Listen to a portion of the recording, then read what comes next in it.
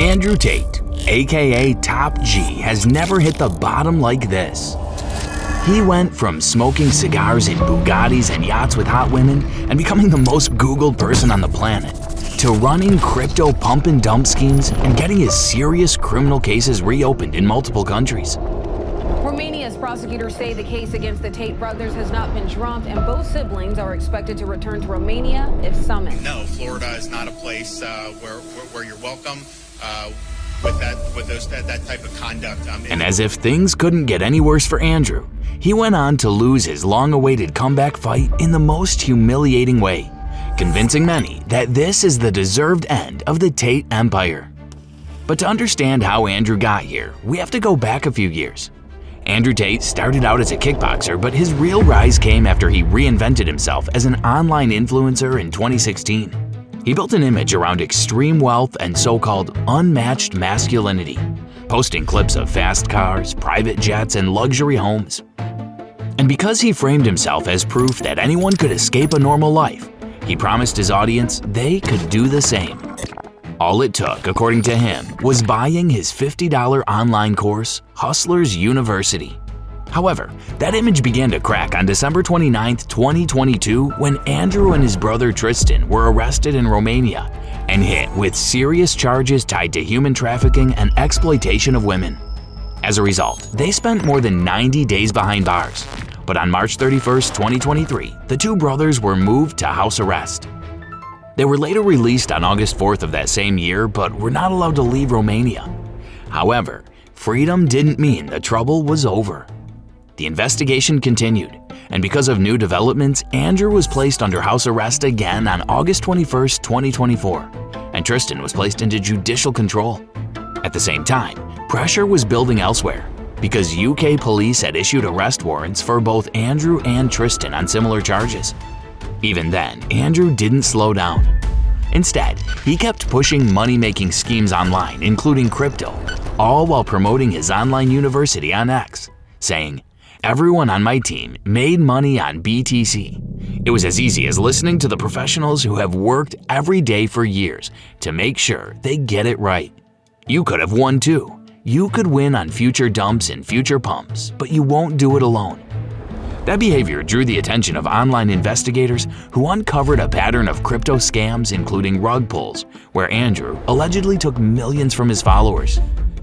Oh, turns out he did, multiple times, and now is planning to launch a coin if you stay subscribed to his Get Rich Quick scheme. But what made this stand out even more was because in the past, Andrew had openly spoken against crypto, saying, "I do not endorse shitcoins.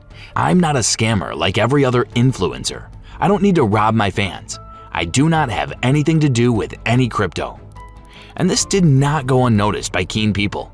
As one ex-user put it, "Didn't this guy just post a video saying crypto shillers are the worst?" And another one said, "I seen a video of you saying crypto influencers are the worst, but it seems like you are now one of them, LOL." But this did not faze Andrew. He then launched his own Discord-style platform called The Real World, a rebrand of Hustlers University, charging a $50 entry fee to join, selling it as the only way to escape the matrix.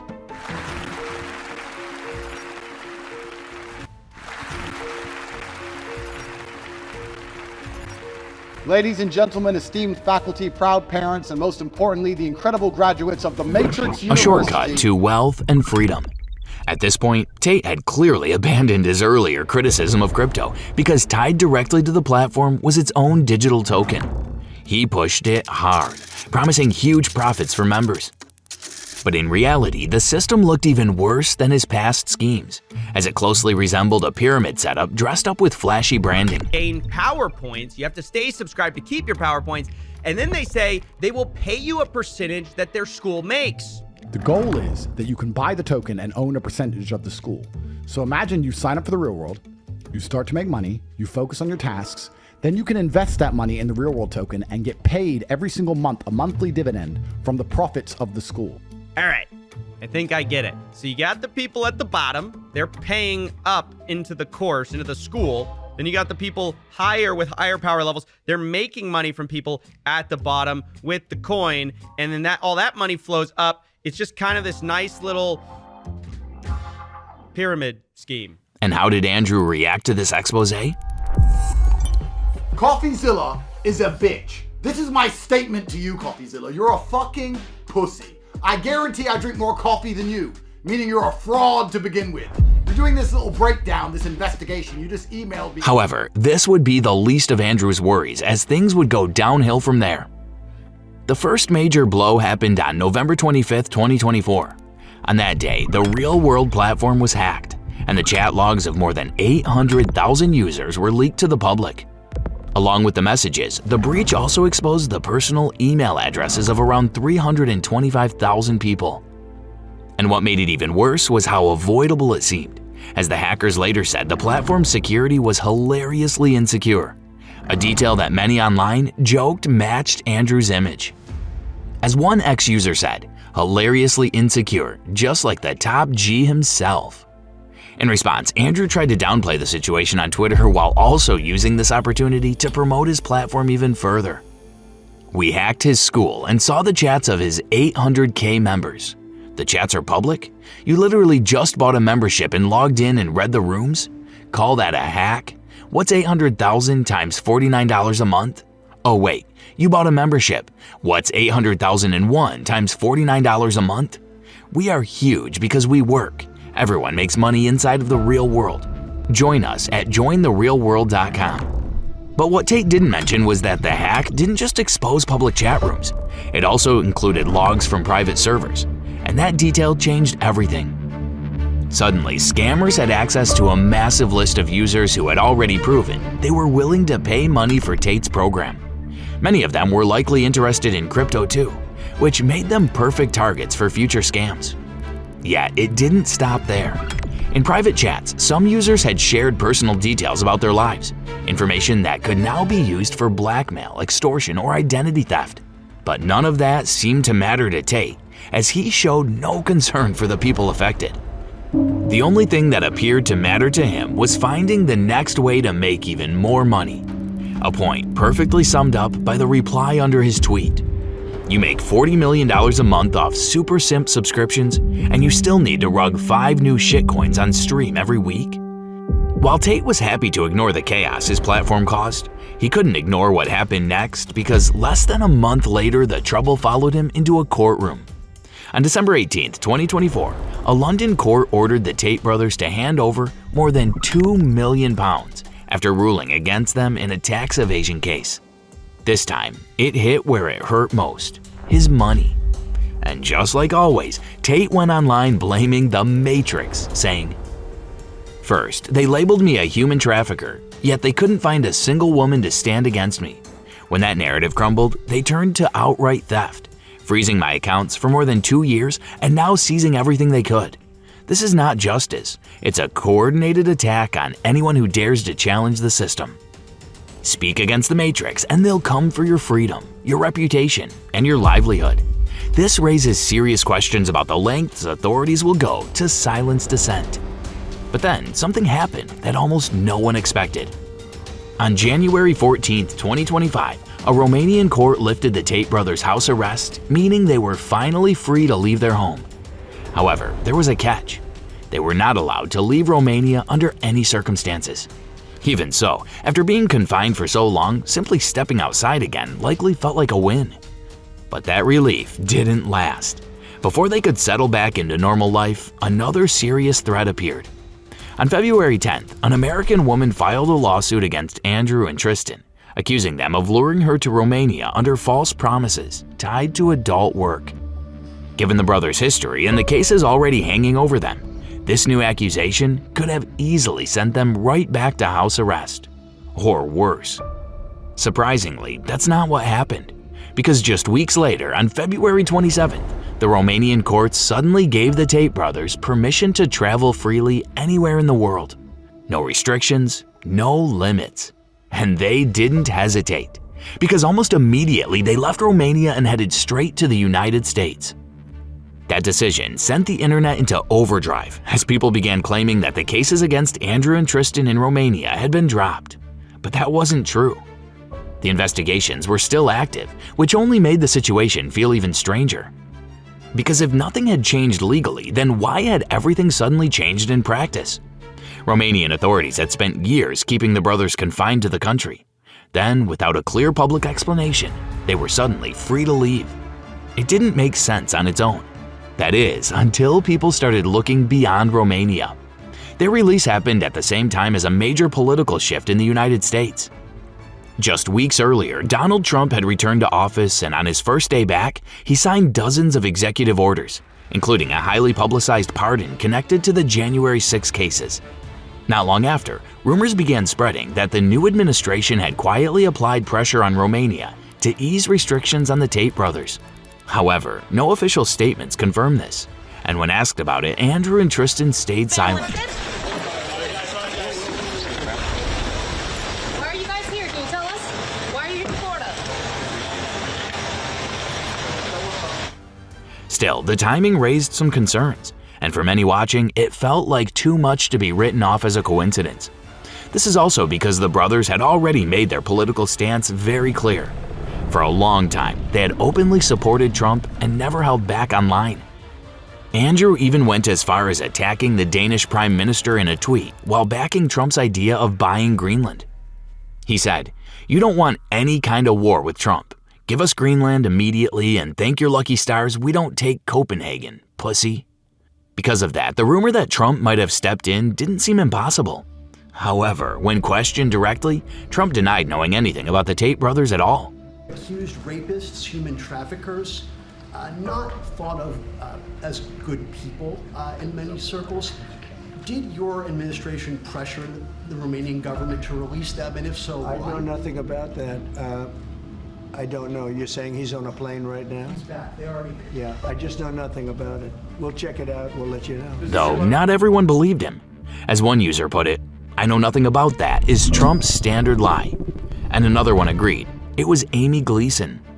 Whether Trump played a part or not, Andrew was just glad to be finally out of Romania. He even expressed his desire to stay in the US for a long time. What Andrew didn't expect was that some people in the US actually wanted him to stay put, just not for the reasons he hoped. This is because after landing in America, Andrew and his brother quickly headed to Florida. It made sense. They likely saw it as friendly territory, a Republican stronghold where they could blend in and lay low. But that plan didn't go as expected, as Florida's governor made it clear he wasn't interested in welcoming two men facing serious trafficking allegations into his state. You're welcome with that type of conduct in the air. And I don't know how it came to this. We were not involved. We were not notified. I found out through the media that this was something Publicly, he pushed back against the idea of the Tates settling there, sending a clear message that they weren't wanted. At first, it seemed possible this was just political talk, as the governor may have simply been protecting his image, making noise without intending to take real action. That's likely what Andrew and Tristan were counting on. But they were wrong. The state didn't stop at words. Florida's government moved forward with an investigation, and the opposition became very real. The state's Attorney General, James Uthmeier in particular, has been outspoken about his stance against the brothers. They've gone public, joking around saying, oh, what is the age of consent in America? 15, 16, 17, oh, we can't remember. That's absurd. That is horrific. And anybody that's going to defend, that practice is on the wrong side of me, that's for sure. He also released a statement to formally announce the state's plan to investigate the brothers and bring them to justice. For Andrew, this was a crushing blow, as he truly believed that once he left Romania, he was finally safe. Instead, the trouble followed him. And in response, Andrew tried to twist the situation into politics, claiming DeSantis was only targeting him because Tate supported a different candidate instead of DeSantis' wife. Or as Andrew put it, "Your wife will never win governor unless you arrest me, at Governor Ron DeSantis. Your wife will never win governor unless you arrest me, at Gov Ron DeSantis. You've proven to be a communist who attacks American citizens for zero. When Americans who are unfairly imprisoned abroad return home, you betray them. You better nail me now. Let's go. Arrest me."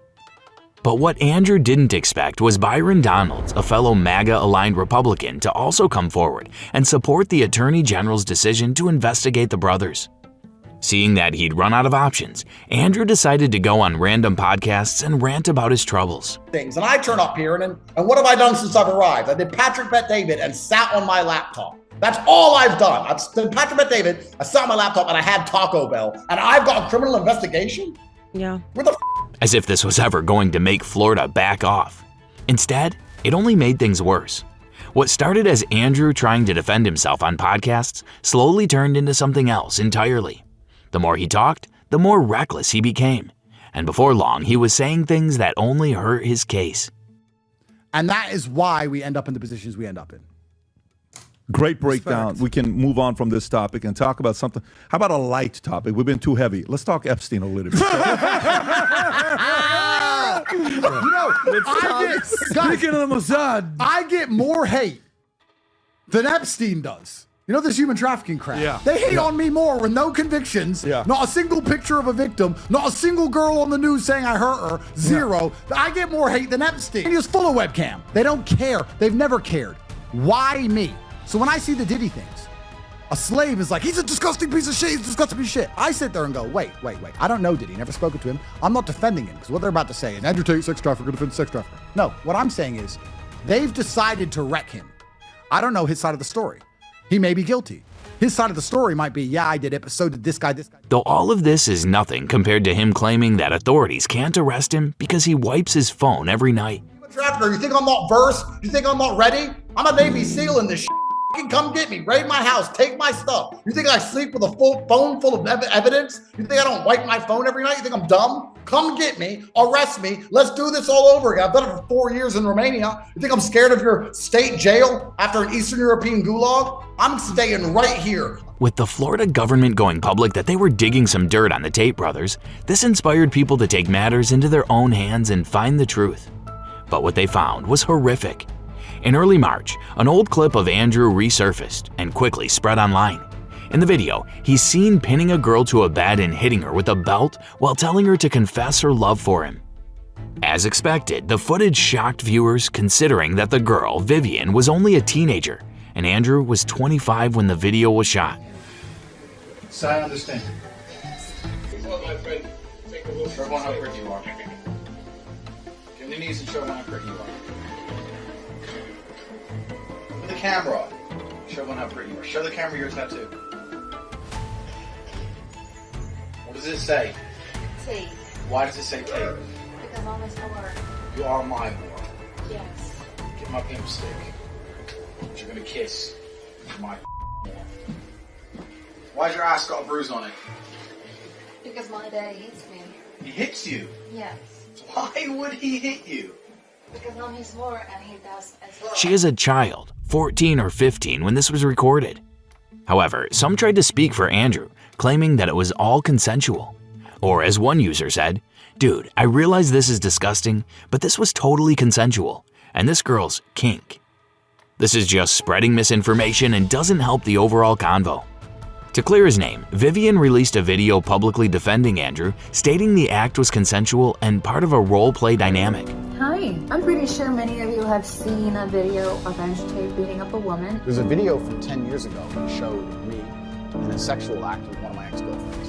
And I'm pretty sure not so many of you have seen the same woman coming forward with a statement saying it was nothing but a sex play. So here I am again for the second time. Yes, the woman he has beaten up, and the same woman who has made a statement is me. So She described it as a game they engaged in, and both Tate and Vivian have maintained this stance ever since.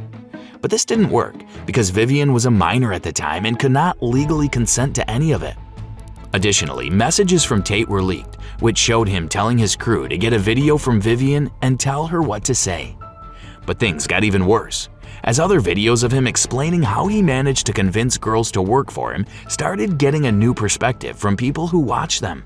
To retain 100% control of their income allowed me to make sure they were effective because it's a super competitive industry. Don't think this is easy money. You're just gonna put a girl on the camera and they're gonna get rich straight away. No, it's very competitive and it's very difficult. I learned every tip and trick it takes to make sure a girl... With Andrew now understanding that all the evidence is too much for him to handle, he decided to run for his life once again and go back to Romania, which he claims is to prove his innocence. Perhaps this move was to avoid getting arrested in the US. But while the Tate brothers might think they've gotten away with it, the Florida Attorney General says that the investigation is still on. And just when it seems like things couldn't sink any lower, Andrew announced a comeback fight against Chase Demore. That decision ended up stripping away whatever aura he had left. Because before the match, most people expected Andrew to win because of his kickboxing background and the fact that he had a lot to lose. As one person said, the result looks a sure thing to me. Tate isn't going to put his reputation on the line. He's fighting a bum. And another one joked, Chase looks slower than my 85-year-old grandma. Even with Chase's age and size advantage, Andrew himself was confident he would knock him out. I can't sit around wondering what could have been, so I'm here to fight. I would have fought anyone. Chase is the guy they gave me, so I'm going to beat him up. And after I beat him up, I'll beat up whoever else they want me to beat up. I don't give a fuck. However, on December 20th, 2025, match day, things didn't go as planned for Andrew. He started strong. He jabbed up and down the body, keeping his distance and working to line up the right hand. By the second round, Chase stopped being technical and started throwing wild right hands, crashing into Andrew again and again. It wasn't clean boxing, but it drained Andrew fast. And once Andrew was exhausted, Chase saw his chance and turned the fight into pure humiliation. In the end, Andrew lost and the fight was dubbed one of the lowest skill fights ever seen. And as expected, big names in the combat sports community had something to say. Sean Strickland didn't hold back as he posted on X, "Told you all Andrew Tate was a bitch. ISKA champion means nothing. Least he's exposed now." Although Andrew took the L and acknowledged Chase's victory. I think it's disrespectful for me to sit here after only fighting him 20 minutes ago and start talking about rematches. It's his win. It's his day. We can talk about rematches later. But for now, Chase is the champion. Some still clowned him, saying, "Tate's biggest lie to date is he can fight. How can anyone take him seriously after being beaten by a Love Islander in pink gloves? I guess it's called lover boy method." The real losers in this sad event are the gullible fanboys who paid to watch this girly schoolyard scrap. Even Tristan thought that Andrew did not do his best in the ring. He's not the same man he was 10 years ago. He's a lot older than he was. I think it showed in the ring. You know, I respect him a lot for getting in there and trying, and I love him and I support anything. Unfortunately for Andrew, this fight served as the final blow in his image because, after all, he has nowhere left to run. He has a wounded ego. The UK police already have an arrest warrant against him and his brother, and now even the US is involved in investigating the heinous crimes against him.